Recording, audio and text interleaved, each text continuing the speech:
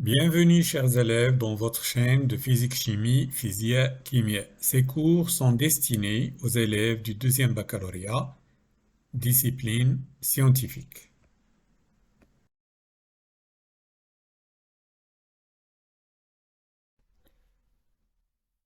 On cherche à définir une caractéristique d'une réaction chimique. On parle du temps de demi-réaction. Quand l'avancement de la réaction atteint sa valeur finale, ça veut dire que la réaction est terminée. La courbe représentant l'avancement en fonction du temps devient horizontale. Si on divise la valeur de l'avancement final par 2, xf sur 2, et on repère la date qui lui correspond sur la courbe, on déduit le temps de demi-réaction. On peut dire que généralement, une réaction dure jusqu'à 10 fois le temps de demi-réaction, mais ça peut aller jusqu'à 6 ou 5 fois cette durée.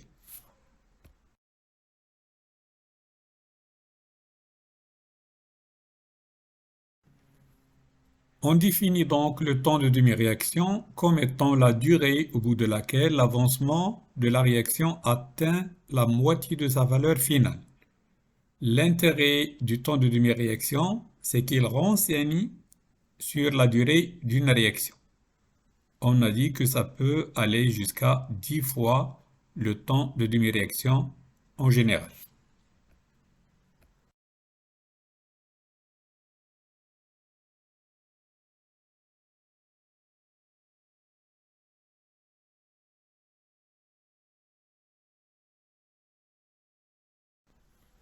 On veut étudier l'influence de la température sur le temps de demi-réaction. Donc on réalise la même réaction avec les mêmes concentrations, mais à des températures différentes. L'expérience montre que plus la température est grande, plus l'avancement atteint sa valeur finale plus vite. On en déduit que le temps de demi-réaction devient plus faible.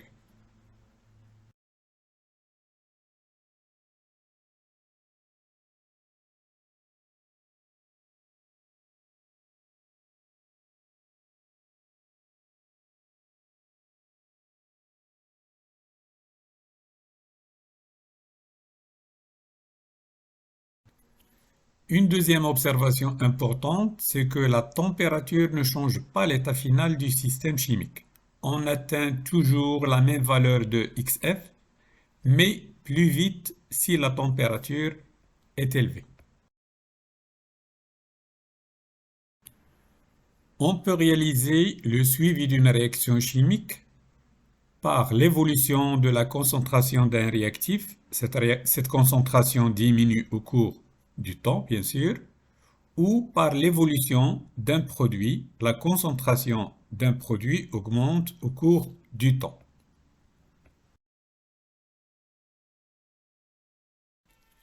Le suivi d'une réaction chimique peut se faire aussi par le suivi de l'évolution de l'avancement X de la réaction, qui augmente toujours au cours du temps. Ou on peut aussi réaliser ce suivi de réaction par la mesure d'une grandeur qui change au cours du temps, par exemple la conductivité ou la conductance, la pression dans le cas d'un gaz ou le pH du milieu dans le cas des acides et bases.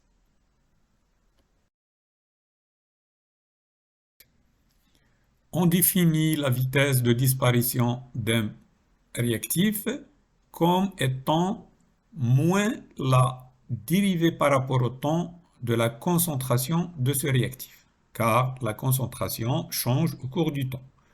Pratiquement, on détermine la vitesse de la réaction à un instant t en traçant la tangente à la courbe de l'évolution de la concentration du réactif en fonction du temps.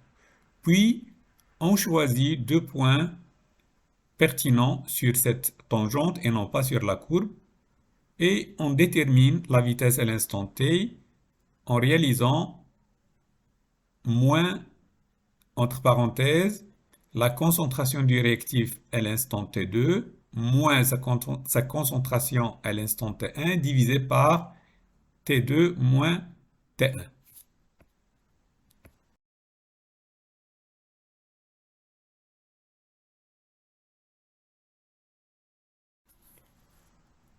On définit aussi la vitesse d'apparition d'un produit comme étant la dérivée par rapport au temps de la concentration de ce produit par rapport au temps. La concentration du produit change au cours du temps, donc c'est une fonction du temps.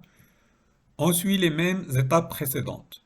On trace la tangente à la courbe à la date t considérée, puis on choisit deux points sur cette tangente, après quoi on lit les valeurs de la concentration du produit à la date t2 et à la date t1, puis on applique la formule V à l'instant t est égal à la concentration du produit à l'instant t2 moins sa concentration à l'instant t1 divisé par t2 moins t1 et on trouve la valeur de la vitesse à cette date.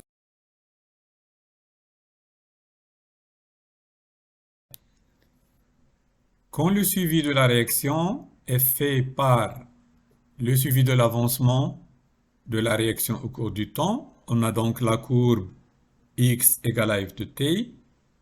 On définit la vitesse de la réaction comme étant la dérivée par rapport au temps de l'avancement x est une fonction du temps, divisé par le volume du mélange réactionnel, soit V de t est égal à 1 sur V du mélange réactionnel fois dx sur dt.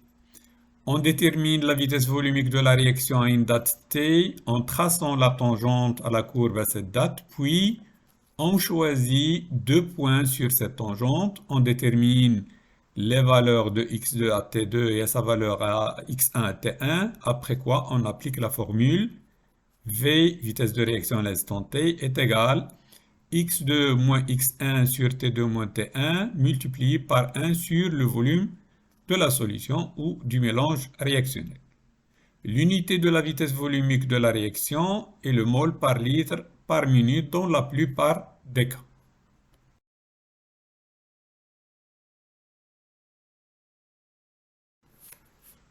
On étudie un exemple de suivi qui peut présenter une difficulté. Le suivi est fait par mesure de la conductivité au cours du temps, sigma de t.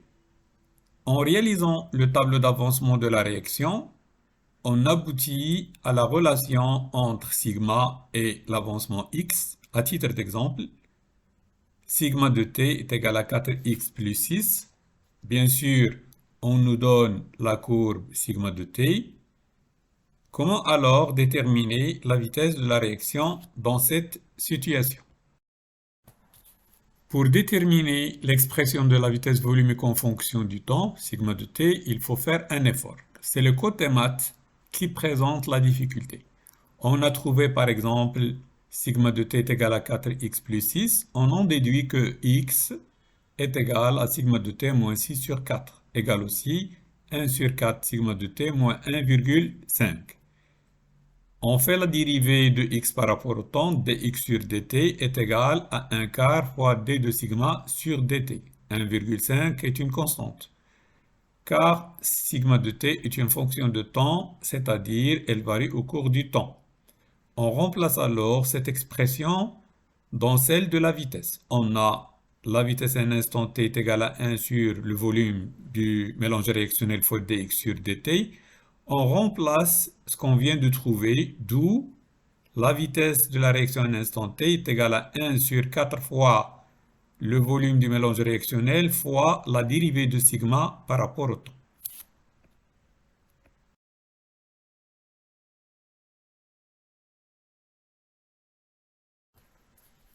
Dans l'exemple étudié, on nous donne le volume du mélange réactionnel Vs égale à 200 ml, on convertit, soit 0,2 litres. On nous demande par exemple de trouver la vitesse de la réaction à la date t égale à 0. Donc, on doit appliquer la formule qu'on a trouvée tout à l'heure. C'est-à-dire V de t est égal à 1 sur 4 fois le volume du mélange réactionnel fois la dérivée de sigma par rapport au temps. Ceci revient à écrire V T égale 1 sur 4 Vs fois sigma 2 moins sigma 1 sur T2 moins T1.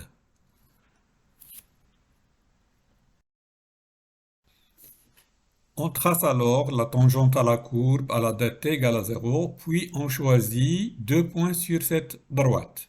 Par exemple, on choisit le point de coordonnées t2 égale à 2 minutes pour lequel on a sigma 2 égale à 8 millisiemens par mètre et le point de date t1 égale à 0 minutes pour lequel on a sigma 1 égale à 0 millisiemens par mètre. On fait alors le calcul. V, vitesse de la réaction à la date t égale à 0, est égal à 1 sur 4 fois 0,2 fois, entre parenthèses, 8 moins 0 divisé par 2 moins 0, ça nous donne 5 millimoles par litre par minute.